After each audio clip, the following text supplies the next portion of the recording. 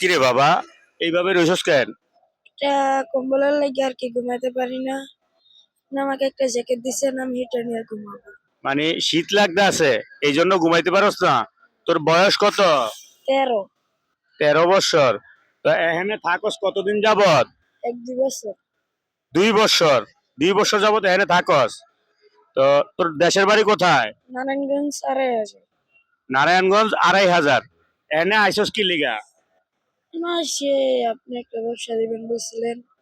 এইটা ব্যবসা- তো এইটা তো আমি এখানে আসার পরে ওই দিন কইলাম, কিন্তু বাড়ির থেকে আইসস কে? বাড়িতে কি বাবা মা নাই? বাবা মা আছে, বাবাটার পা ভাঙ্গা। আমার আপুর ঘরে একটা বাবু হয়েছে। বাবুটা আপনার কি আর কি দুধ খাওয়াতে একটু কষ্ট। কার ঘরে বাবু হইছে? আমার আপু। তোর আফু? কে তোর আম্মা না? তোর আম্মা নাই? আম্মা একা পারে না। তো তোর আব্বা? আব্বার পা ভাঙ্গা। তোর আব্বার পাও ভাঙ্গা। তোর আর বড় ভাই বোন কেউ নাই? তুই বড়? শুরু। তুই সবার ছোট? এই জন্য এখানে আয়া পড়ছ। তো এখানে আইলে থাকস কই, খাস কই? এই রাস্তায় থাকি, রাস্তায় খাই, যদি পাই তো, না পাইলে নাই। রাস্তায় থাকস, রাস্তায় খাস। আজকে রাত্রে কিছু খাইছস? খাইছি আল্লাহ দিলে। এই জন্য। তা এখন এইভাবে রইছস, এই কি শীতের কারণে? প্রিয় দর্শক, আসলে বলার ভাষা খুঁজে পাচ্ছি না। এই ছেলেটা এখন রাত্র প্রায় শেষ পর্যায়ে, 4:30 4:45 বাজে। দেখেন কিভাবে রইছে। মানে ওর বয়স মাত্র 13 বছর। বাবা পঙ্গু, মায়ের ঘরে বাচ্চা হইছে, যার জন্য বাবা মা হয়তো খাবার দিতে পারে না। এই জন্য ছেলেটা বাড়ি থেকে 2 বছর আগে আইসা পড়ছে। আইসে এই রাস্তায় এইভাবে থাকে, খায়। রাত্র শেষ পর্যায়ে কিন্তু এখনো ঘুমাইতেছে না, ঘুমাইতে পারতেছে না শীতের কারণে। তা আমারে বলতেছে একটা কম্বলের কথা। তা আমি কম্বল কোত্থেকে দিব? এখন তো কম্বল এখানে কোথাও নাই। আর কম্বলের টাকাটা আজকে আমি ইনকামও করতে পারি নাই, যার জন্য একটা শীতের পোশাক, ওরে বললাম যে একটা শীতের পোশাক দিলে ঘুমাইতে পারবে কি না। বললো যে হ্যাঁ, শীতের পোশাক দিলে আমার অনেক উপকার হইব। একটা শীতের পোশাক করে দিতেছি আমার তৌফিক অনুযায়ী। আমার তো এরকম তৌফিক নাই, আল্লাহ দেয় নাই, যেহেতু আমার নিজেরও সংসার আছে। আর আমি তো লাখ লাখ টাকা ইনকাম করি না, নিজের সাধ্যের মধ্যে যতটুকু সম্ভব 2-4 জনরে খাবার দাবারেরও ব্যবস্থা করি। এগো মধ্যে এগো সবাই তো দূর দূর করে তাড়িয়ে দেয়। তো খাবার দাবারের যতটুকু সম্ভব ব্যবস্থা করি আমার ক্ষুদ্র আয় থেকে। আবার যতটুকু সম্ভব এই শীতের মধ্যে পোশাক আশাকও দেওয়ার চেষ্টা করি।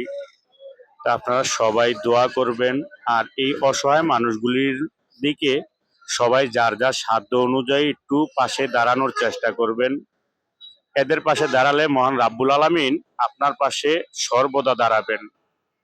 এর প্রত্যেকটা ধর্মে আছে জীব সেবা করা। জীব সেবা করলে আল্লাহকে পাওয়া যায়, আল্লাহর দর্শন পাওয়া যায়, আল্লাহর রহমত পাওয়া যায়। সুতরাং আমরা সবাই চেষ্টা করব। আর এই জীবের মধ্যে সর্বসেরা জীব হচ্ছে আশরাফুল মাখলুকাত, অর্থাৎ মানুষ।